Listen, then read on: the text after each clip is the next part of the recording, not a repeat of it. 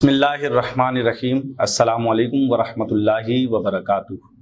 تمام تعریفیں اللہ وحدہ لا شریک کے لیے کہ جو خالق کائنات بھی ہے اور مالک شش جہات بھی، اور لاکھوں کروڑوں درود و سلام حضور نبی رحمت شفیع امت صلی اللہ تعالی علیہ وآلہ وسلم پر اور آپ کے آل و اصحاب پر۔ میم ٹی وی کی وقت سحر ٹرانسمیشن کے ساتھ آپ کا میزبان شاہ رخ فیروز قادری حاضر خدمت ہے۔ ناظرین محترم، سال ہے 1442 ہجری اور آج رمضان المبارک کی چوتھی سحری کی جا رہی ہے۔ کینیڈا کے مسلمان آج چوتھا روزہ رکھیں گے۔ آج کی اس نشست میں مشورے کا اسلامی تصور اس عنوان سے ہم گفتگو کریں گے، اور ہمارے یہاں جو عالم دین موجود ہیں ان سے اس عنوان پر تبصرہ کریں گے کہ مشورے کا اسلامی کیا کانسیپٹ ہے اور کیا اسلامی تصور ہے مشورے کے حوالے سے۔ ناظرین محترم، ہمارے ساتھ موجود ہیں ممتاز عالم دین حضرت علامہ مولانا مفتی محمد مدنی رضا قادری دامت برکاتہم العالیہ۔ حضرت مفتی ہیں دارالافتاء ابو القاسم کے۔ آئیے گفتگو کا آغاز کرتے ہیں۔ السلام علیکم مفتی صاحب۔ وعلیکم السلام ورحمۃ اللہ۔ حضرت خیریت سے ہیں آپ؟ اللہ کا بڑا کرم۔ رمضان المبارک کی ساعتیں ہیں اور اس میں رمضان المبارک عبادات کا مہینہ ہے، اور تمام جو اہل اسلام ہیں خصوصی طور پر عبادات کو اختیار کرتے ہیں۔ ایک گفتگو چل رہی تھی اور تبصرہ ہوا کہ مشورے کے حوالے سے اسلامی کیا احکامات ہیں، آیا کہ مشورہ بھی کیا عبادت میں تصور کیا جائے گا؟ تو کیا مفہوم ہے مشورے کا؟ بسم اللہ الرحمن الرحیم۔ دیکھیں، پہلے تو مشورہ عبادت میں تصور کیا جائے گا یا نہیں کیا جائے گا، اس کے حوالے سے تھوڑی سی گفتگو کر لیتے ہیں، پھر انشاءاللہ ہم آگے مشورے کے متعلق گفتگو کریں گے کہ مشورے کا مفہوم کیا ہے اور کیا کیا چیزیں مشورے میں داخل ہوتی ہیں۔ مشورہ عبادت، پہلے یہ سمجھ لیں کہ شریعت مطہرہ نے عبادت کے حوالے سے یہ فرمایا کہ کوئی بھی جو نیکی ہوتی ہے شریعت اس کو عبادت قرار دیتی ہے۔ یعنی کوئی بھی ایسا کام کہ جو اللہ کی رضا کے لیے اختیار کیا جائے، جس سے اللہ تعالیٰ کی رضا کا حصول مقصود ہو، تو وہ عبادت میں شامل ہوتا ہے۔ صحیح۔ جیسے آپ دیکھیں کہ نبی کریم علیہ الصلوۃ والسلام نے فرمایا کہ والدین کے چہرے کی طرف دیکھنا، اگر کوئی محبت بھری نگاہ سے والدین کو دیکھے تو یہ بھی ایک عبادت تصور کیا گیا، یہ بھی ایک نیکی تصور کیا گیا۔ اسی طرح حضرت مولا علی شیر خدا کرم اللہ تعالی وجہہ الکریم کے چہرہ اقدس کو دیکھنا عبادت ہے۔ تو یہ اصل میں پیچھے کانسیپٹ یہ ہے کہ یہاں پہ ہمیں اس کے نتیجے میں اجر ملتا ہے، ثواب ملتا ہے۔ اسی طریقے سے اگر مشورہ بھی کوئی شخص اس لیے کرتا ہے کہ نبی کریم علیہ الصلوۃ والسلام نے بھی اس کی ترغیب ارشاد فرمائی، اللہ تبارک و تعالیٰ کی بھی یہ سنت کریمہ ہے، تو اس اعتبار سے اگر ہم دیکھیں تو مشورہ بھی عبادت میں شامل ہوتا ہے۔ اب یہ مشورہ ہے کیا چیز؟ تو اس کے بارے میں اس کو آسان مفہوم سے یوں سمجھ لیں کہ کام آپ کا ہے اور اس کے متعلق آپ کسی اور کی رائے معلوم کرتے ہیں، جو صاحب الرائے ہو، جو فہم رکھتا ہو، اس سے آپ کچھ معلوم کریں کہ میں یہ جو کام کرنا چاہ رہا ہوں اس کی کیا احتیاطیں ہیں، یہ کام کرنا چاہیے یا نہیں کرنا چاہیے، اس کے متعلق کیا کہتے ہیں، تو یہ مشورے کے تحت داخل ہوتا ہے۔ اب اگر ہم یہ دیکھیں نا کہ مشورہ جو اب کسی سے رائے معلوم کرنا، تو اسی کے ضمن میں استخارہ بھی آ جاتا ہے کہ استخارہ جیسے ہم کرتے ہیں تو اس میں اللہ تبارک و تعالیٰ کی رائے کو معلوم کیا جاتا ہے کہ اللہ تبارک و تعالیٰ اس کے بارے میں ہمیں کیا حکم فرماتا ہے اور اللہ تعالیٰ کی طرف سے اس کام کے سلسلے میں ہمیں کیا اشارہ ملتا ہے۔ لیکن استخارے کے بارے میں بس آپ یوں سمجھ لیں کہ یہ جو استخارہ ہے اس کو ہم الگ اس لیے رکھتے ہیں کہ وہاں پر صرف خیر کے بارے میں معلوم کیا جاتا ہے کہ ہمارے کام کے اندر خیر ہے یا نہیں۔ صحیح۔ اور اس میں جو رزلٹ آتا ہے، استخارہ ہو یا ویسے بھی مشورہ ہو، اس پر عمل کرنا کوئی فرض یا واجب نہیں ہوتا۔ صحیح۔ اس پر مشورہ کرنا بھی یہ مستحب ہے، سنت ہے، چاہے وہ استخارے کی صورت میں ہو، چاہے جو ہم عام طور پر مشورہ کرتے ہیں۔ اس کا حکم یہ ہے کہ ہم اس میں جو ہے وہ مشورہ جب بھی کرتے ہیں تو اس پر عمل کرنا، ایک تو مشورہ کرنا سنت ہے، مستحب ہے، کوئی فرض واجب نہیں ہے۔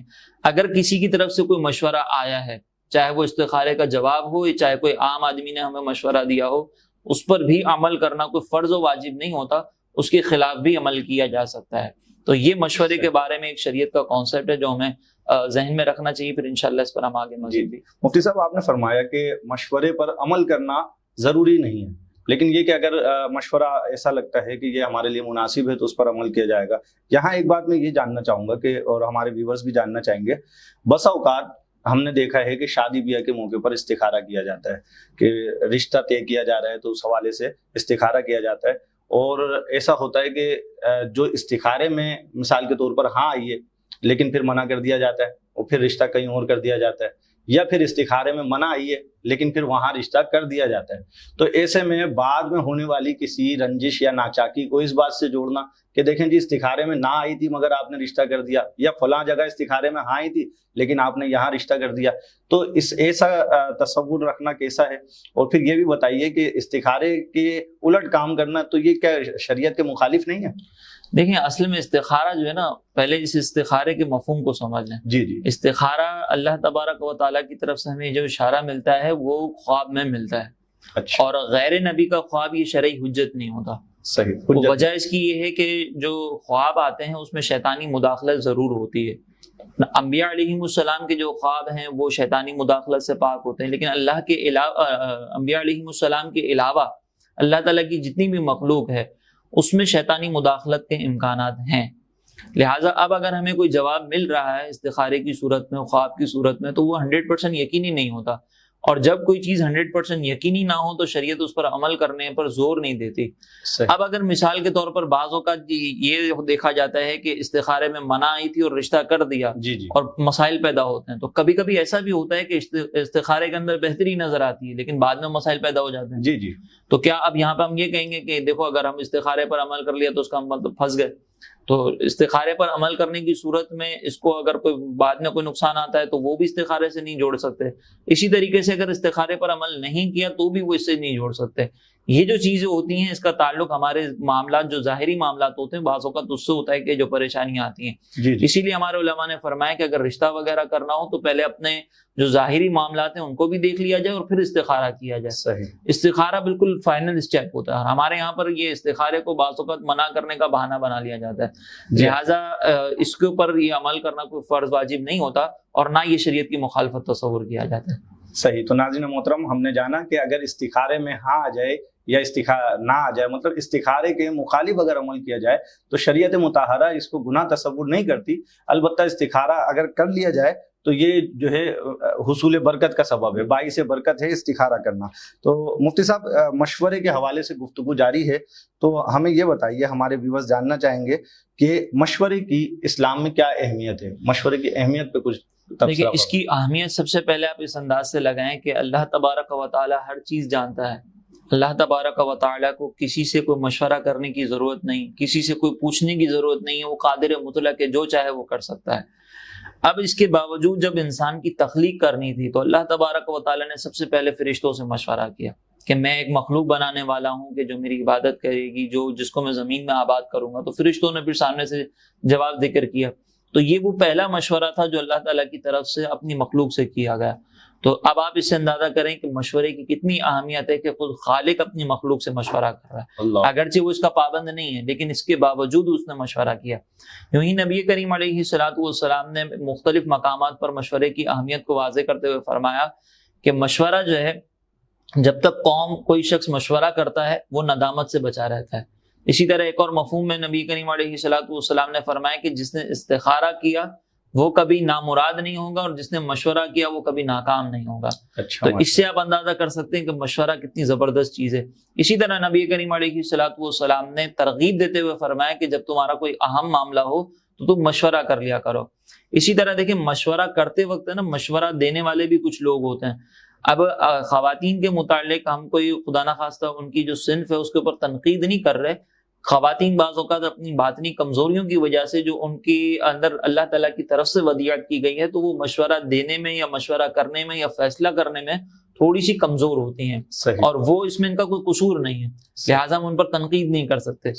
لیکن نبی کریم علیہ السلام نے اس کی طرف اشارہ کرتے ہوئے فرمایا کہ جب تک قوم مردوں کے ہاتھ میں ہوگی تب تک وہ کامیاب ہے، اور جب عورتوں کے ہاتھ میں آ جائے گی، صاحب الرائے جو نہیں ہوں گے ان کے ہاتھ میں آ جائے گی تو پھر وہ قوم تباہ ہوگی۔ وجہ اس کی کیا ہے کہ خواتین کے اندر مشورہ کرنا، خواتین کے اندر جو ہے وہ فیصلے کی قوت اس کی کمی ہوتی ہے، لہٰذا نبی کریم علیہ السلام نے اس طرف ارشاد فرمایا کہ اگر تم صاحب رائے لوگوں کو اپنا حاکم بناؤ گے تو تم کامیاب رہو گے، اور اگر خواتین تمہاری حاکم بن جائیں گی تو پھر تم ناکام ہو جاؤ گے۔ اس سے آپ اندازہ کر سکتے ہیں کہ مشورہ کتنا ضروری ہے اور کتنا امپورٹنٹ۔ جی مفتی صاحب، مشورے کی اہمیت پر آپ سے گفتگو جاری ہے۔ محترم ناظرین، یہاں ایک وقفے کی طرف ہم جائیں گے اور انشاءاللہ وقفے کے بعد مفتی صاحب سے مزید گفتگو کریں گے کہ مشورے کا کیا اسلامی تصور ہے۔ ہمارے ساتھ رہیے گا۔ ویلکم بیک ناظرین کرام، میم ٹی وی کی وقت سحر ٹرانسمیشن جاری ہے اور آج مشورے کی اہمیت کے عنوان پر گفتگو کر رہے ہیں۔ 4 رمضان المبارک ہے، آج کینیڈا کے مسلمان اپنا چوتھا روزہ رکھیں گے۔ مفتی صاحب سے گفتگو جاری تھی اور مفتی صاحب سے ہم نے پوچھا تھا کہ مفتی صاحب مشورے کی کیا اہمیت ہے اور مشورہ کس سے کرنا چاہیے۔ تو مفتی صاحب یہ گفتگو ہماری وقفے سے پہلے بھی جاری تھی۔ آپ نے ارشاد فرمایا کہ حضور نبی کریم صلی اللہ علیہ وسلم بھی مشورہ فرمایا کرتے تھے اور اسی پر گفتگو جاری تھی، تو آگے آپ کنٹینیو کیجیے۔ بسم اللہ الرحمن الرحیم۔ دیکھیں، میں اس سلسلے میں یہ عرض کر رہا تھا کہ نبی کریم علیہ الصلوۃ والسلام نے بھی مختلف مقامات پر جو ہے وہ ہمیں مشورے کی ترغیب ارشاد فرمائی، اور خود آقا دو جہاں صلی اللہ علیہ وسلم نے بھی مختلف معاملات کے اندر مشورہ فرمایا ہے۔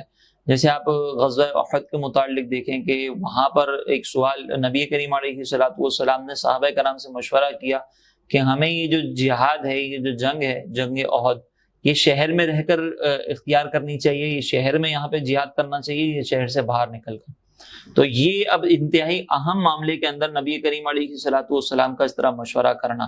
اچھا، دوسرا اس میں ایک اور چیز یہ ذہن میں رکھیں کہ جو مشورہ ہے اس کی امپورٹنس کو اس اعتبار سے نبی کریم علیہ الصلوۃ والسلام نے جو تاکیداً بیان کیا ہے، تو بعض اوقات اس سے یہ محسوس ہوتا ہے کہ ہمیں ہر معاملے کے اندر مشورہ کرنا کوئی ضروری ہے۔ اس طرح کے جو احکامات ہوتے ہیں نا، یہ جو نبی کریم علیہ الصلوۃ والسلام کی ترغیبات ہوتی ہیں، اس کا تعلق ہوتا ہے ہمارے دنیاوی معاملات سے۔ تو یہ جو دنیاوی معاملات ہوتے ہیں، اس میں جو آقا علیہ الصلوۃ والسلام کی طرف سے جو حکم دیا جاتا ہے وہ ہوتا ہے مستحب، اس پر عمل کرنا مستحب ہوتا ہے۔ اور وہاں پر کوئی دیکھیں آپ، اس کے ترک پر نبی کریم علیہ الصلوۃ والسلام نے کوئی عذاب بیان نہیں فرمایا۔ یہ میں اس لیے ذکر کر رہا ہوں کیونکہ ابھی پیچھے ہم نے جب حکم ذکر کیا کہ نبی کریم علیہ الصلوۃ والسلام نے جو احکامات دی ہیں، ہم نے پیچھے ذکر کیا کہ یہ مستحب ہے، اور یہاں پر ترغیبات ہیں، تو اس ترغیبات سے کسی کے ذہن میں یہ وہم آ سکتا ہے کہ جب آقا کا حکم ہے تو پھر اس پر عمل کرنا ضروری کیوں نہیں ہو رہا۔ تو اس پر عمل کرنا اس لیے ضروری نہیں ہے کیونکہ یہاں پر اس کے ترک کے اوپر نبی کریم علیہ الصلوۃ والسلام نے کوئی وعید نہیں بیان فرمائی کہ آخرت میں تم پر یہ عذاب ہوگا، البتہ دنیاوی نقصانات کی طرف اشارہ کیا ہے۔ تو جب بھی اس طرح کا کوئی حکم آتا ہے تو پھر وہ ہمارے لیے دنیاوی معاملات کے اندر جو حکم ہوتا ہے جس میں دنیاوی کوئی نقصان ہوتا ہے تو وہ اس پر عمل کرنا مستحب ہوتا ہے، یہ کوئی فرض یا واجب نہیں ہوتا۔ اس کی ایک مثال یہ ہے کہ نبی کریم علیہ الصلوۃ والسلام نے صحابہ کرام کو جو پودے ہوتے ہیں اس کے متعلق جو کل اس میں لگاتے ہیں، آپس میں جوڑتے تھے پودوں کو، تو اس سے پیدائش زیادہ ہوتی تھی۔ تو نبی کریم علیہ الصلوۃ والسلام نے ان کو فرمایا کہ یہ تم کیا کر رہے ہو، جو اللہ تعالیٰ نے پیدا کرنا ہے وہ تو کرنا ہی ہے۔ تو صحابہ نے وہ ترک کر دیا، تو اگلے سال جو ہے وہ پیدائش جو فصل کی تھی وہ کمی ہوئی اس کے اندر۔ تو پھر صحابہ کرام نے عرض کی نبی کریم علیہ السلام سے کہ یا رسول اللہ، آپ کے حکم پر عمل کیا تو اب یہاں پر پیدائش میں کمی ہو رہی ہے، تو اب ہم کیا کریں؟ تو نبی کریم علیہ الصلوۃ والسلام نے فرمایا کہ تم اپنے دنیاوی معاملات بہتر جانتے ہو۔ تو وہ پھر آپ اب دیکھیں کہ نبی کریم علیہ السلام نے پہلے ایک مشورہ دیا، صحابہ نے اس پر عمل کرنے کے سلسلے میں عرض کی کہ یا رسول اللہ ہم اس پر عمل کرنا چاہتے ہیں، تو نبی کریم علیہ السلام نے اس پہ تنقید نہیں کی۔ تو جب بھی ایسے احکامات ہوں تو اب وہاں پر بھی ایک مشورہ ہی تھا کہ نبی کریم علیہ السلام نے مشورہ دیا کہ تم یہ نہ کرو، بالکل۔ تو اس مشورے پر عمل کرنے کے سلسلے میں صحابہ کرام نے سرکار علیہ السلام کی بارگاہ میں عرض کیا، تو سرکار علیہ السلام نے فرمایا کہ یہ تمہارے معاملات ہیں، تم جو جانو۔ تو اس کا مطلب یہ ہے کہ یہ جو حکم ہے مشورے کا، یہ کوئی فرض یا واجب نہیں ہے، یہ صرف ترغیبات ہیں، اور اس ترغیبات سے ہمیں اہمیت سمجھ میں آتی ہے، لیکن کوئی فرض یا واجب نہیں ہوتا۔ یعنی مفتی صاحب یوں سمجھیں گے اس بات کو کہ کوئی شخص ہے کہ جس کو ہم یہ سمجھتے ہیں کہ بہت سارے معاملات میں مشورہ کرنا چاہیے، لیکن وہ اپنی ثوابدیدی اختیار کو دیکھتے ہوئے وہ مشورہ نہیں کرتا۔ مثال کسی کمپنی کا مالک ہے اور وہ اپنی کمپنی کے فیصلے خود کرتا ہے اور وہ کسی سے مشورہ نہیں کرتا، تو ہم شرعی طور پر یہ نہیں کہہ سکتے کہ مشورہ نہ کرنے کی وجہ سے یہ شخص گناہگار ہو رہا ہے۔ جی بالکل ایسے ہی کہ مشورہ نہ کرنے کی وجہ سے وہ گناہگار نہیں ہوگا، لیکن اگر کوئی اپنے آپ کو عقل کل سمجھ کے مشورہ بالکل نہ کرے اور یہ کہے کہ میں عقل کل ہوں، تو اس میں تکبر کا بھی تھوڑا سا عنصر آتا ہے، تو اس پر اپنے اوپر غور و تفکر کر لے۔ لیکن ساتھ میں نبی کریم علیہ السلام کا یہ فرمان بھی ہے کہ جس نے اپنے معاملات صرف خود ہی حل کیے تو وہ نامراد ہوگا۔ وجہ اس کی یہ ہے کہ ایک وہ سوچ، ہر انسان جو سوچتا ہے نا وہ ضروری نہیں کہ مختلف زاویوں سے ہر چیز کو سوچ سکے، لہٰذا مشورہ کر لینا چاہیے، چاہے کتنے ہی بڑے عہدے پر ہو، وہ تو مشورہ کرنے میں ہی عافیت ہے۔ اچھا، بہتر۔ مفتی صاحب، ہم نے یہ دیکھا ہے اکثر کہ ٹی وی پر جب مختلف چینلز پر رمضان المبارک میں جو نشریات آتی ہیں تو ہم یہ دیکھتے ہیں کہ سارے سال جو شخص مطلب ہے کہ ایک ڈانسنگ انڈسٹری سے وابستہ ہے، میوزیکل انڈسٹری سے وابستہ ہے، یا ڈرامہ انڈسٹری سے وابستہ ہے، اور اس ایسے شخص کو بٹھا دیا جاتا ہے اور اینکر اس سے سوال کرتا ہے، اور یہ بھی تو ظاہر سوال کرنا یا کوئی بات پوچھنا یہ بھی مشورے میں شمار ہوگا، تو ایسے شخص سے دینی مسائل پوچھے جاتے ہیں۔ تو دینی مسائل جب ایسے لوگوں سے پوچھے جاتے ہیں تو یہ بھی تو ظاہر ہے کہ ایک مشورہ کیا جا رہا ہے۔ تو آپ کیا کہتے ہیں کہ جو شخص اسلام سے اس کی واقفیت نہیں ہے اور اس سے شرعی مسائل کا حل پوچھا جاتا ہے، اور یہ بھی ایک مشورہ ہے، تو مشورہ کیا جاتا ہے، اس حوالے سے آپ کیا فرماتے ہیں؟ دیکھیں، مشورہ کس سے کرنا ہے، کس سے نہیں کرنا، دینی مسائل کس سے پوچھنے ہیں، کس سے نہیں پوچھنے، یہ بھی ہمیں ضروری ہے۔ خاص طور پر دینی مسائل کے بارے میں تو اللہ تعالیٰ نے ارشاد فرمایا فَاسْأَلُوا أَهْلَ الذِّكْرِ إِن كُنتُمْ لَا تَعْلَمُونَ، کہ تم ان لوگوں سے سوال کرو اگر تم اہل علم سے سوال کرو اگر تمہیں معلوم نہیں۔ صحیح، یہاں پہ صراحتاً حکم موجود ہے۔ تو دینی مسائل کے سلسلے میں تو یہ ضروری ہے کہ ہم ایسے ہی شخص سے مسئلہ پوچھیں، ایسے ہی شخص سے مشورہ کریں کہ جو دین کا علم جانتا ہو۔ اگر دینی معاملات کے اندر ہم دنیا داروں سے مشورہ کریں گے تو پھر تباہی آئے گی۔ ایسے بہت سارے معاملات ہیں کہ جس کے اندر دنیا داروں نے اپنی رائے پیش کرنا شروع کر دی تو دین کا بیڑا غرق ہونا شروع ہوا۔ آپ جیسے دیکھیں، مثال کے طور پر آن لائن جماعت کا تصور ہمارے یہاں پر دے دیا گیا کہ آپ جو ہے وہ گھر پر بیٹھے رہیں، امام صاحب دوسری جگہ پر ہوں اور آن لائن جماعت ہو جائے۔ حالانکہ صراحتاً صحابہ کرام کا اس کے بارے میں حکم ہے کہ جب تک ایک جگہ پر کوئی موجود امام اور مقتدی موجود نہ ہو تب تک نہیں، لیکن اس کے باوجود آن لائن جماعت کے مشورے دیے جا رہے ہیں، اور باقاعدہ آن لائن جماعتیں ہو رہی ہیں۔ فیس بک کے اوپر لائیو دکھایا جا رہا ہے کہ امام صاحب تلاوت کر رہے ہیں اور اس میں کہا جاتا ہے کہ آپ اپنے گھر میں بیٹھ کر جو ہے وہ تراویح کو جوائن کر لیں۔ تو یہ جو سوال آیا کہ ہم آن لائن جماعت، یہ لاک ڈاؤن کے چکر میں یہ جو سارے معاملات ہیں آن لائن جماعت ہو سکتی کہ نہیں ہو سکتی، سوال آیا ایسے شخص کے پاس کہ جو اپنے آپ کو عقل کل سمجھتے ہیں، جو عقل سے فیصلہ کرتے ہیں، انہوں نے جواب دے دیا کہ آن لائن جماعت کر لیں، ہمارے پاس یہ موقع موجود ہے۔ تو اب آپ دیکھیں کہ یہ آن لائن جماعت کا تصور بھی دینی مسئلہ دنیا دار سے پوچھا گیا تو نتیجہ نکلا۔ اسی طریقے سے پھر بہت سارے معاملات کے اندر جب دنیا دار سے آپ مشورہ کریں گے دین کے معاملات کے اندر تو وہ پھر اپنے لیے آسانیاں تلاش کر کر کے مشورے دیں گے، اور وہ دنیا دار اپنے آپ کو یہ جتاتے ہیں بعض اوقات کہ ہم نے بھی قرآن پڑھا ہے، ہم نے بھی حدیثیں پڑھی ہیں، حالانکہ وہ گہرائی کے ساتھ نہیں پڑھا ہوتا۔ تو جب دینی معاملات کے اندر مشورہ کرنا ہو تو اس کے لیے لازمی ہے کہ وہ شخص جس سے آپ مشورہ کر رہے ہیں وہ دین کے احکامات کو بھی جانتا ہو، دین کے معاملات کو بھی جانتا ہو، ورنہ آپ دین کے معاملات کے اندر کسی دنیا دار سے مشورہ نہیں کر سکتے۔ صحیح۔ تو یہ آپ اجازت دیں تو میں مطلب ایک اس میں بات ایڈ کروں۔ ہمارے پیر و مرشد علامہ سید شاہ تراب الحق قادری رحمۃ اللہ تعالی علیہ اکثر فرمایا کرتے تھے کہ جب اس طرح کے معاملات ہوتے ہیں یہ ٹی وی پر اینکرز جو ہے ایسے لوگوں کو مدعو کرتے ہیں کہ جو عموماً انجینئر صاحب ہیں، ڈاکٹر صاحب ہیں، وہ مسائل ان سے شریعت مطہرہ کے پوچھے جاتے ہیں۔ تو قبلہ شاہ صاحب سمجھانے کے لیے فرماتے تھے کہ جب کہیں آپریشن کرنا ہوتا ہے، کہیں سرجری کرنی ہوتی ہے تو وہاں علماء کو کیوں نہیں بلاتے؟ جب عمارت بنانی ہوتی ہے تو اس کا سریے کا تخمینہ لگانے کے لیے، سیمنٹ کا تخمینہ لگانے کے لیے وہاں علماء کو کیوں نہیں بلایا جاتا؟ کہ جب آپ علماء کی جگہ پر انجینئرز اور ڈاکٹر صاحبان کو بٹھا دیتے ہیں تو پھر ایسے میں انجینئرز کی جگہ پر علماء کو کیوں نہیں بلا لیتے؟ تو یہ واقعی ایک حقیقت ہے، اور میرا خیال ہے کہ اسی پر گفتگو آپ نے بھی فرمائی۔ تو مشورہ دیتے وقت کیا احتیاط کی جائے گی، اس پر ہم تبصرہ کریں گے۔ تو ناظرین محترم، یہاں ہمیں ایک وقفے کی جانب جانے کو کہا جا رہا ہے، وقفہ لیں گے، وقفے کے بعد مفتی صاحب سے جانیں گے کہ مشورہ دیتے وقت کیا احتیاطیں کی جانی چاہیے۔ ہمارے ساتھ رہیے گا۔ ویلکم بیک ناظرین کرام۔ ناظرین کرام، میم ٹی وی کی وقت سحر ٹرانسمیشن جاری ہے۔ 4 رمضان المبارک 1442 ہجری کا پروگرام آپ ملاحظہ فرما رہے ہیں، اور ہمارے ساتھ حضرت علامہ مولانا مفتی مدنی رضا قادری صاحب موجود ہیں۔ مشورے کی اہمیت اور مشورے کے اسلامی تصور پر گفتگو جاری تھی۔ مفتی صاحب، سب سے پہلے تو ایک بات چل رہی تھی ساتھ میں، میرا ایک سوال مس ہو گیا کہ مشورہ کس سے کرنا چاہیے؟ تو کیا ہر معاملے میں علماء دین سے ہی مشورہ کیا جائے گا؟ دیکھیں، ابھی جیسے ہماری ابھی بات چل رہی تھی کہ ہمیں دینی معاملات کے اندر علماء سے سوال کرنا ہے، دینی معاملات کے اندر علماء سے ہی پوچھا جائے گا، لیکن ہر معاملے کے اندر ضروری نہیں ہے کہ علماء سے پوچھا جائے۔ جہاں پر دین کا تعلق جڑے گا وہاں پر علماء سے پوچھنا ہے، ٹھیک ہے نا. اب مثال کے طور پر اب ایک شخص کو اگر کاروبار کرنا ہے تو وہاں پر علماء سے صرف اس حد تک پوچھا جائے گا کہ ہم نے یہ جو مسائل سیکھے ہیں اس کی روشنی کے اندر کاروبار کے متعلق شریعت نے حکم دیا نا کہ ہمیں حلال کاروبار کرنا ہے، اور حلال اسی وقت ہوگا کہ جب شریعت کے احکامات کو ملحوظ رکھا جائے گا. تو علماء سے ہم صرف اتنا پوچھیں گے کہ حضرت یہ کاروبار کا طریقہ کار جائز ہے یا ناجائز ہے، بس اتنا. اچھا. پھر اس کے بعد اس کاروبار کا بینیفٹ ہوگا یا نہیں ہوگا، وہ کاروبار مارکیٹ میں چل رہا ہے یا نہیں چل رہا، وہ ایک عالم دین مدرسے میں بیٹھ کر نہیں بتا سکتا صحیح. جب تک کہ وہ خود فیلڈ میں نہ ہو. لیکن مسئلہ یہ ہے کہ علماء کا ایک حد تک ہے نا، علماء کا بھی جو دائرہ کار ہے وہ ایک حد تک ہوتا ہے، وہ ساری فیلڈز کے بارے میں گہرائی کے ساتھ نہیں جانتے، وہ دین کے بارے میں گہرائی کے ساتھ جانتے ہیں. تو اب اگر مثال کے طور پر کاروبار میں انویسٹمنٹ کرنی ہے، کس کاروبار کو لے کر چلنا ہے آگے، کون سا کاروبار ہمارے لیے بینیفیشل ہوگا کون سا نہیں ہوگا، علماء اس کے بینیفٹس کے بارے میں نہیں بتا سکتے، اس کے طریقہ کار کے بارے میں تو بتا سکتے ہیں کہ جائز ہے یا ناجائز. اس حد تک تو علماء سے ہی پوچھیں گے کیونکہ اب دین کا تعلق ہے. لیکن یہ آگے چل کر کاروبار مفید ہے یا نہیں، اس میں علماء ضروری نہیں، ٹھیک ہے نا. اس میں اگر آپ علماء سے پوچھنے جائیں گے تو ہو سکتا ہے کہ بعض اوقات ایک عالم دین جو مارکیٹ میں بیٹھے ہوئے نہیں وہ آپ کو غلط مشورہ دے دیں اور آپ کہیں کہ مولوی نے پھنسا دیا. تو وہاں پر شریعت نے ہمیں کوئی حکم نہیں دیا ایسا کہ ہر چیز کے اندر علماء سے پوچھا جائے. علماء سے صرف اسی وقت مشورہ کیا جائے گا جب اس کا تعلق دین سے جڑے گا.